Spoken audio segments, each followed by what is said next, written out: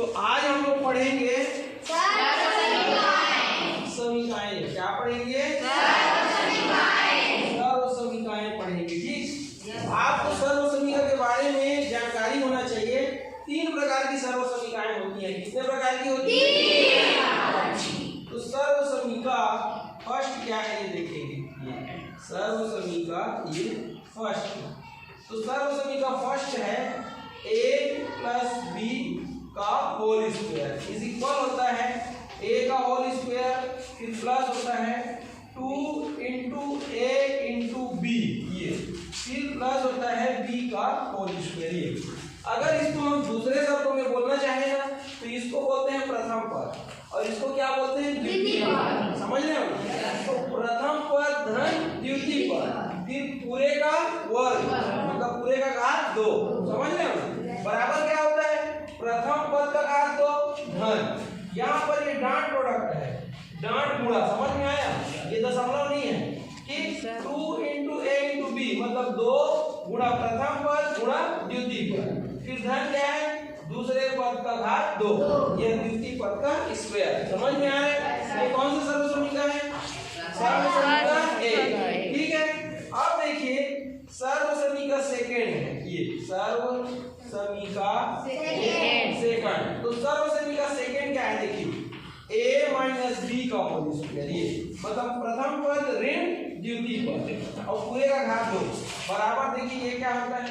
a की घात 2, ये धन की जगह में आ जाएगा ऋण और 2 गुणा a गुणा b और धन b की घात कितना हो जाएगा? 2। तो दोनों का तुलना कीजिए, दोनों में क्या अंतर है? केवल देखिए यहाँ पर धन है और यहाँ पर ऋण है, बाकी दोनों कैसे हैं? सेम। इसके बाद सर्वसमीका 3 है हमारे पास, ये सर्वसमीका थर्ड, ये 3 है कि नहीं है? ये क्या है? तो ये क्या है देखिए आपको मैं बताना चाहूंगा। ये a प्लस बी, ये समझ में आया, और गुणा है a माइनस बी। ठीक है, बराबर होता है a का घात 2 और ऋण होता है b का घात 2। मतलब प्रथम पद धन द्वितीय पद गुणा प्रथम पद ऋण द्वितीय पद बराबर क्या होता है? प्रथम पद की घात 2 और माइनस द्वितीय पद की घात 2।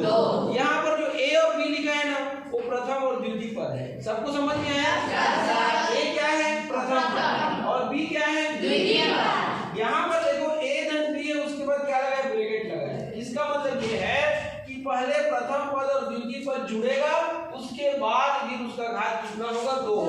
यहाँ पर ऐसा मत कर देना a की घात 2 b की घात 2, ऐसा नहीं करना है, गलत हो जाएगा। समझ में आ रहा है? अब देखिए ये इसका कौन सा पक्ष है? ये कौन सा पक्ष है? बायां पक्ष, लेफ्ट साइड बोलते हैं ना। फिर क्या है? बराबर का निशान है। उसके बाद क्या है? राइट साइड है कि नहीं? अब यहीं पर ध्यान देना, हम लोग ये साइड को और कैसे लिख सकते हैं उसको मैं समझा रहा हूं। ये जो साइड है, कौन सा साइड है? ये लेफ्ट साइड, बायां पक्ष। समझ में आया? इसको और हम बदल के कैसे लिख सकते हैं ये बता रहा हूं। जैसे कि देखो a धन b और फिर पूरे की घात कितना है? 2। समझ में आ रहा है? इसको हम लोग ऐसा लिख सकते हैं a धन b गुणा a धन b। ये समझ में आया? ये घात 2 है, मतलब ये कितना बार लिखा जाएगा? 2 बार। ये एक बार फिर गुणा करके 2 बार। अगर ये घात 3 रहता तो कितने बार लिखते? 3 बार। आ रहा है समझ में? नहीं आ रहा? ये बात आपको समझनी है, क्योंकि जब हम प्रश्न सॉल्व करेंगे तो कभी कभी प्रश्न को इस रूप में दिया जा सकता है। तो जब प्रश्न इस रूप में दिया रहेगा उसको ऐसा बना सकते हैं, और ऐसा दिया रहेगा तो उसको ऐसा बना सकते हैं। आया बात समझ में? अब यहाँ पर देखिए, इसको देखिए a प्लस बी पूरे की घात 2 है, इसको क्या लिखा जा सकता है? a प्लस बी गुणा a प्लस बी। समझ में आया? किस रूप में हुआ? गुणा के रूप में हुआ, इसलिए इधर को बोलते हैं गुणनखंड रूप। कैसा बोलेंगे? अब इधर पर गुणा दिख रहा है क्या? नहीं दिख रहा है, तो इसको बोलते हैं गुणनफल रूप। क्या बोलेंगे? तो अब देखिए 2 चीज हुआ, इधर गुणनखंड रूप और इधर गुणनफल रूप। तो अगर खंड के रूप में दिया है तो फल के रूप में बदलने को बोलेगा, और फल के रूप में दिया है तो खंड के रूप में बदलने को बोलेगा। आई बात समझ में? इस बात का अपने को क्या रखना है? ख्याल रखना है। अब देख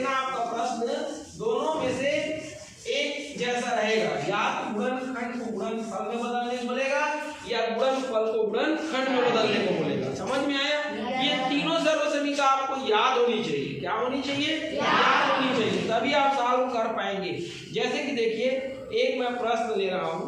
प्रश्न है मेरा, ये पहला प्रश्न है, जैसे कि x की घात 2 और माइनस है y की घात 2, ये, और उसके बाद है x की घात 2 और माइनस y की घात 2 है।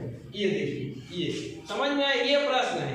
इसको बोल रहा है कि सर्वसमीका का प्रयोग करके इसको गुणनफल के रूप में लिखिए। क्या बोल रहा है? सर्वसमीका का प्रयोग करके किस रूप में लिखिए? गुणनफल के रूप में लिखिए। तो ये देखिए, यहाँ पर अभी मैं बतलाया हूँ कि अगर दोनों सेम हो तो इसको कैसा लिख सकते हैं? बतलाया हूँ, बतलाइए। ये यहाँ घात 1 रहता है, यहाँ घात 1 रहता है, आधार बराबर है, तो घात 2 लिख सकते हैं। अभी बताया हूँ कि नहीं बताया? इसी को हम ऐसा या इसको ऐसा लिख सकते हैं करके बताया हूँ। अब आप लोग यहाँ सोच के देखिए, ये कौन से सर्वसमीका जैसा दिख रहा है? अभी 3 सर्वसमीका। पहला वाला कैसा दिखेगा? माइनस है बीच में, तो दूसरा वाला है ना, तो लिखेंगे सर्वसमीका। ये देखिए, सर्वसमीका ये 2 के प्रयोग से, 2 जैसा है तो किसके प्रयोग से? 2 के प्रयोग से। आई बात समझ में? सर्वसमीका 2 क्या है? पहले लिख लो, a माइनस b पूरे की घात 2 बराबर a की घात 2 माइनस 2 गुणा a गुणा b, और हम कितना है? b की घात 2। ऐसी है कि नहीं? बताइए। अब देखिए, इसकी तुलना इससे कीजिए। समझ में आया? क्योंकि ये दोनों क्या है? ये दोनों लेफ्ट साइड है और राइट साइड हम बनाएंगे, अभी दिया नहीं है। मैं पहले बताया, ये साइड को दिया रहेगा तो वो साइड बनाना है, वो साइड को दिया रहेगा तो ये साइड बनाना है। मैं बताया हूँ ना? यहाँ पर कौन सी साइड को दिया है आपने को? ये साइड दिया है, तो वो साइड लाना है। तो हम क्या करेंगे? पहले ये दोनों का तुलना करेंगे। समझ में आया? ये देखो, इसमें भी ब्रैकेट है, इसमें भी ब्रैकेट है, इसमें भी घात 2 है, इसमें भी घात 2 है। जो दोनों में एक जैसा है उसको नहीं लिखेंगे, जो अलग अलग है उसको लिखेंगे। तो क्या अलग है? देखिए, a की जगह में क्या है? देखिए, और b की जगह में क्या है? देखिए, हाँ, तो a बराबर कितना? x² और b बराबर कितना? y²। और दोनों में माइनस है, इसलिए माइनस को नहीं लिखेंगे। समझ में आया? माइनस दोनों में एक जैसा है, ब्रैकेट एक जैसा है और घात 2 एक जैसा है, इसलिए उसको कुछ नहीं करेंगे। अब ये तुलना कर लिए, अब इस मान को ये पूरे में रख दिया, तो a की जगह में क्या रखोगे? x² माइनस का माइनस, b की जगह में y², फिर ब्रैकेट का ब्रैकेट और घात 2 का 2 बराबर। a की जगह में क्या है? देखो, x की घात 2 और ये वर्ग वैसे रहेगा ऋण 2, है ना, गुणा ये क्रॉस प्रोडक्ट कर दिए। a का मान कितना है? x² और गुणा b का मान कितना है? y²। प्लस का प्लस, b का मान कितना है? y² और फिर ये घात ऐसी रहेगी। आ गया समझ में? अब देखिए, x² माइनस y² फिर की घात 2 बराबर।